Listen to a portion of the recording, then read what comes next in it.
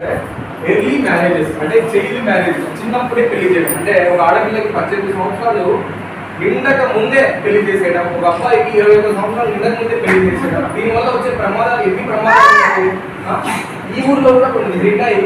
But అది so ఇలాంటివన్నీ మనం ఏదో మనంతకు మనం నియంత్రించేది కాదు, అది వాళ్ళలో వాళ్ళ తల్లిదండ్రులు కనుక్కొని ఆ చైల్డ్ మ్యారేజ్ అనేది నివారించాలి. అలాంటి వాళ్ళకి పెళ్లి ఇక్కడ చూడండి, చిన్నప్పుడే పెళ్లి చేస్తారు.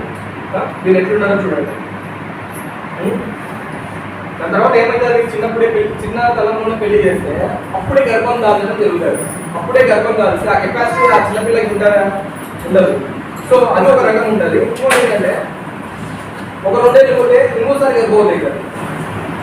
ఏమి సంవత్సరం పోయే లోపల ఎవరు ఆగట్లేదు. సంవత్సరం మినిమం గ్యాప్ అంటే 3 years. 3 years కూడా ఆగట్లేదు ఎవరు. చదువుకున్న వాళ్ళు 1 year 2 years అంతే మ్యాక్సిమం నాకు తెలిసి.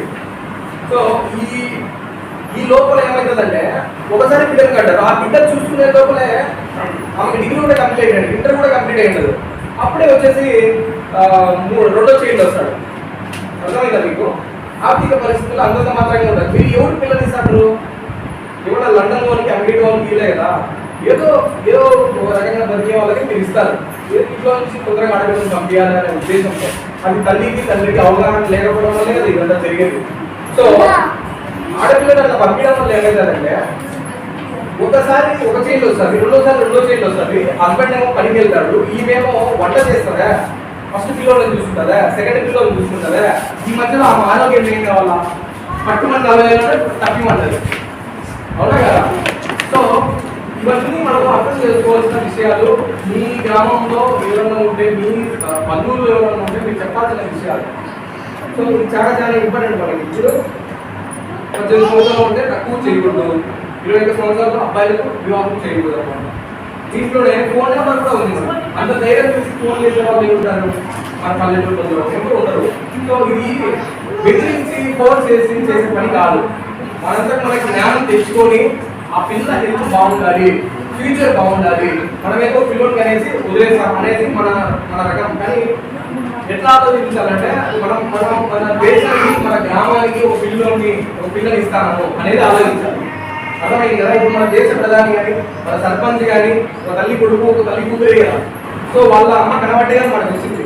ఈయన మనకి సర్పంచ్ గారు మనకి ఈరోజు ఇలా ఒక ఊరి గ్రామం పెద్ద, అట్లనే ఆయన దేశానికి కూడా ఒక తల్లి బిడ్డే కదా.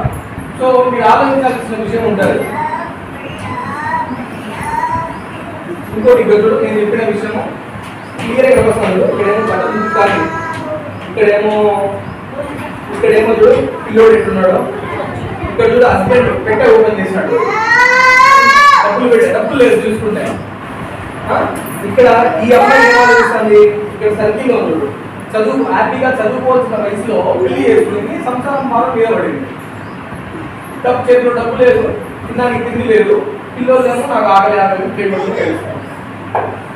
సో ఇలాంటి విషయాలన్నీ మీకు ఏమైందంటే చెప్పేవాడు సరిగ్గా లేదో, లేదా మనకు మనం అవగాహన పెంచుకోకపోవడం వల్ల, లేదా మన ఇంట్లో చదువుకున్న వాళ్ళు లేకపోవడం వల్ల ఇలాంటి కార్యక్రమాలన్నీ జరుగుతాయి. సో దయచేసి అర్థం చేసుకొని మీ కుటుంబంలో ఇలాంటి కార్యక్రమాలు జరగకూడదు చూసుకోండి. అట్లనే చూడు, ఆడుకోవాల్సిన వయసులో ఈ అమ్మాయి ఉయ్యాలు పట్టుకొని ఊపుతారు. అవునా కదా? తగ్గినాయి, గతంతో పోలిస్తే ఇప్పుడు కొంచెం తగ్గినాయి, కానీ ఇంకా కొంచెం తగ్గాలన్నమాట. ఈ తగ్గాలంటే మీరు స్కూల్కి పంపించాలి పిల్లలని, చిన్న పిల్లలని మీరు స్కూల్కి పంపించాల్సి ఉంటుంది. ఓకేనా?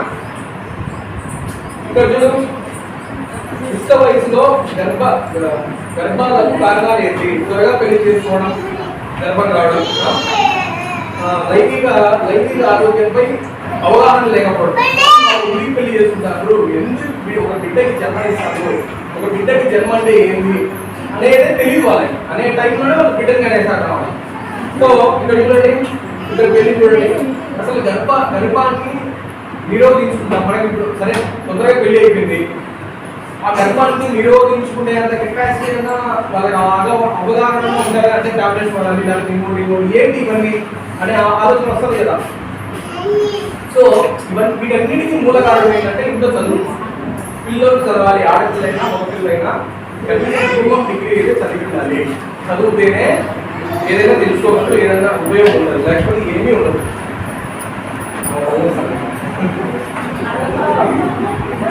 సరే వదిలేస్తారా వస్తే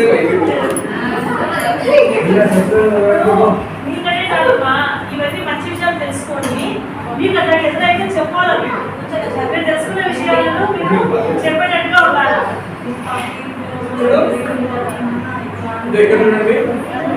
మీకు గర్భం ధరిస్తే ఏం జరుగుతుంది? ఇక్కడ చూసాను కదా మీరే, నిరాశ, ఆందోళన లేదా ఆత్మహత్య ఆలోచనలు వంటి మానసిక ఆరోగ్య సమస్యలు. ఆత్మహత్య గురించి ఆలోచించని ఆడవాళ్ళు ఎంతమంది ఉంటారు? చెప్తే ఒక ఎగ్జామ్ పెట్టి ఎవరు ఆలోచించాలని ప్రతి ఒక్కరు ఖచ్చితంగా ఏదో ఒక స్టేజ్లో వాళ్ళు ఖచ్చితంగా టిక్కు పెట్టుకొని తిరుగుతారు. మాకు ఈ సమయంలో మేము ఆత్మహత్య చేసి చేసుకునేందుకు నాకు వచ్చాయి. సో సొసైటీ ఎంత క్రూయల్గా ఉందో మీరు ఆలోచించాలి. సమాజం ఎంత ఆడదాని పట్ల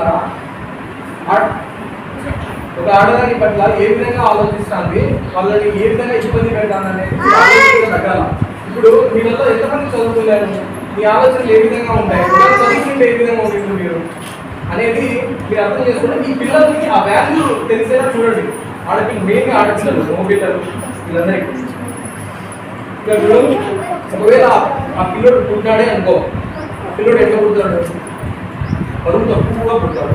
చాలా రకరకాల రోగాలు మేనరిక వివాహాలు ఉంటే మేనరిక వివాహాలు అనేది ఇంకా తగ్గియాలి మీరు.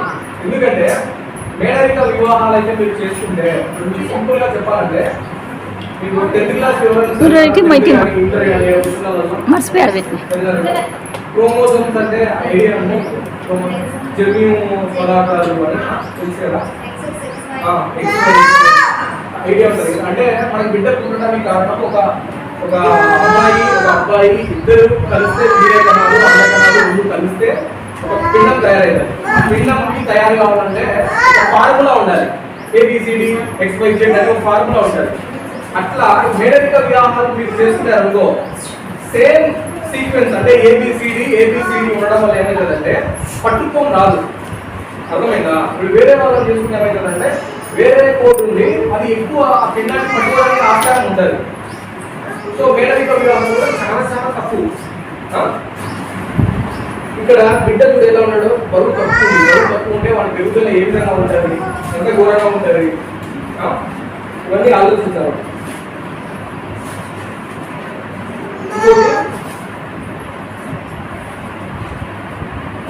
నేను చెప్పేది ఇందాక గర్భ నిరోధక పద్ధతులు ఏదైతే ఉంటాయో గర్భం రాకోకుండా మనం ఏదైతే పాటించాలో దాని గురించి అవగాహన లేకపోవడం. అది ఎట్లా వాడాలా, ఎందుకు వాడాలా, ఎవరి దగ్గర ఏమడగాలి, ప్రతిదానికి సిగ్గు, ప్రతిదానికి మొహమాట. సో ఈ సిగ్గు మొహమాట కూడా దేనికి వస్తుంది? చదువు లేకపోవడం వల్లనే. చదువు ఏమిస్తుంది? మొత్తానికి ధైర్యాన్ని ఇస్తుంది మనకి, అవునా కదా? సో అదొకటి.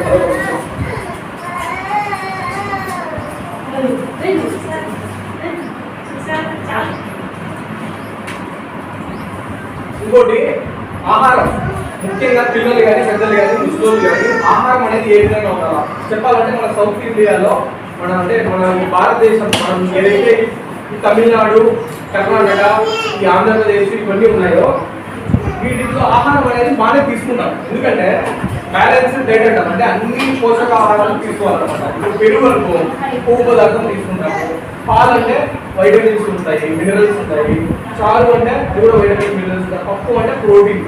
పప్పు అనేది చాలా మంచిది, కందిపప్పు అనేది, ఎందుకంటే మాంసంతో సమానం. అది మాంసం తింటే మీకు ఎంత ప్రోటీన్ వస్తుందో తెలియదు, కానీ కందిపప్పు డైలీ తినే వాళ్ళకి చాలా శక్తి వస్తుంది. డైలీ అంటే డైలీ కాదు, వారంలో 2 సార్లు. ఓకేనా? మళ్ళీ డైలీ తింటే కిడ్నీలో స్టోన్స్ వస్తాయి. కందిపప్పు అనేది డైలీ మీరు తిన్నట్లయితే కిడ్నీలో స్టోన్స్ వచ్చే అవకాశం ఉంది, ఎందుకంటే అది ప్రోటీన్. సో ఇక్కడ ఇచ్చారు, ఒక పక్క మాంసాహారం ఇచ్చారు, చిరుధాన్యాలు ఇచ్చారు, ఒక పక్క ఆకుకూరలు ఇచ్చారు, పాలు పళ్ళు ఇచ్చారు. వీటన్నింటినీ మనం సక్రమంగా తీసుకోవాలి. అరటి పళ్ళు కానీ, ఆకుకూరలు, బెండకాయలు, ఈ పైనాపిల్, ఇంకొక మాంసం వచ్చేసి చికెన్, గుడ్లు, చిన్న చిన్న ధాన్యాలు ఇవన్నీ ఇస్తారనమాట. సో మీరు ఏం తినకుండా కూడా నెక్స్ట్ చూపిస్తారు ఇక్కడ.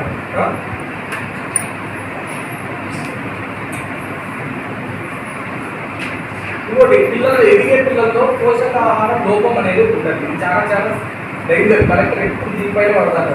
పోషకాహార లోపం అంటే అంగన్వాడీలలో మెయిన్ వాళ్ళు గుడ్లు, పాలు, పళ్ళు ఇవన్నీ ఇస్తారు కదా. సో అవి ఎందుకు ఇస్తారంటే ఆ స్టేజ్లో ఎదుగుదల బాగుండాలి. మనం ఈ ఊళ్ళో చాలా గమనించవచ్చు. కానీ ఏజ్ తగ్గట్టు హైట్ లేకపోవడం, వానికి వయసు వచ్చింది ఎత్తు లేకపోవడం, వయసు వచ్చింది సరే వయసు తగ్గట్టు బరువు లేకపోవడం. సో ఇవన్నీ మనం పిల్లల్ని కూడా పెంచుతాం అనేది కాదు. వాడు ఏజ్ తగ్గట్టు ఉన్నాడా, వాడు ఏజ్ తగ్గట్టు బరువు ఉన్నాడా లేదా, వాడు ఏజ్ తగ్గట్టు హైట్ ఉన్నాడా లేదా అనేది చూసుకోవడం తల్లి బాధ్యత. తండ్రి ఏ బాధ్యత లేదు. బాధ్యత లేదంటే ఆయన పని అయింది. ఓకేనా, ఆయన బయటికి వెళ్ళిపోతాడు, ఆయన సంపాదనలో పడిపోతాడు, ఆయన పద్ధతులు అయింది. కానీ తల్లే మొత్తం సర్వస్వం తల్లే. అమ్మఒడి డబ్బులు ఇచ్చేసి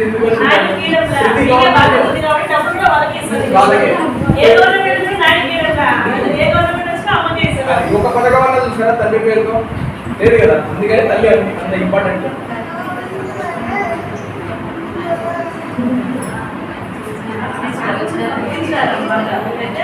ఇప్పుడు ఇక్కడ లాస్ట్ అండ్ ఫైనల్ చూడండి. ఊబకాయం అంటే ఏంటి? ఇప్పుడు ఏంటంటే స్టోరీ లాగా ఇప్పుడు మనమందరము రకరకాల ఇప్పుడు డైరీ అంట, టీవీ అంట, ఈ రకాల జబ్బులన్నీ పోయినాయి. ఇప్పుడు వచ్చే రాబోయే ఫ్యూచర్ జబ్బులు ఏంటంటే ఇలాంటి జబ్బులే ఊబకాయం జబ్బులు. అంటే ఇప్పుడు బీపీ ఎక్కువైపోతుంది, షుగర్ ఎక్కువైపోతుంది, క్యాన్సర్ అనే పదం ఎక్కడైనా వింటాము మనం చిన్నప్పుడు. ఎక్కడో రోజులో క్యాన్సర్ వచ్చిందంటే పోయమ్మ అదేదో పెద్ద జబ్బులా ఫీల్ అయిపోతారు. మన మీరు ఒక 5-6 ఏళ్ళ కింద చూసింటారు. కానీ ఇప్పుడు క్యాన్సర్ అక్కడక్కడ ఇంటనమా లేదా? ఇంటనే కదా. మీకే తెలిసింది ఊళ్ళో ఎన్ని క్యాన్సర్ తీసుకున్నాయో నాకన్నా మీకే తెలుసు. వాళ్ళు అడుగు నాకు చెప్పారు నేను. సో ఒకటో చెప్తారు. ఇక్కడ ఇప్పుడు రాబోయే ప్రమాదాలు ఏంటంటే ఫ్యూచర్లో మనకి ఇలాంటి ప్రమాదాలు అంటే ఎక్కువ ఒకటే చోట కూర్చొని శారీరక శ్రమ లేకుండా తింటామా ఉండడం. అది కూడా హెల్తీ ఫుడ్ తింటామా అంటే ల్యాక్. ఇక్కడ చూడండి, పికిల్ కూరగాయలు, లేదంటే గోబీలు, పానీపూరీలు, నూడిల్స్, ఫాస్ట్ ఫుడ్ అంటాం కదా మనం, కేకులు, ఇక్కడ చిప్స్లు, ఇలాంటివన్నీ చాక్లెట్లు ఎక్కువ ఇలాంటి కొవ్వు పదార్థాలన్నీ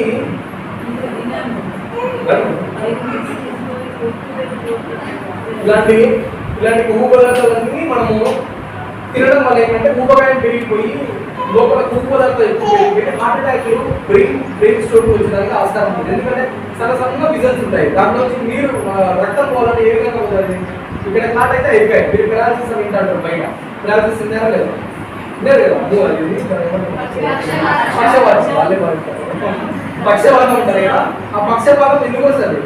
ఈ కొలెస్ట్రాల్ ఎక్కువైపోయి, బీపీ ఎక్కువైపోయి బ్రెయిన్ లో చిన్న నరాలు, ఇవన్నీ పెద్ద పెద్ద నరాలు అనుకున్నాం. బ్రెయిన్ లో చాలా చిన్న నరాలు ఉంటాయి.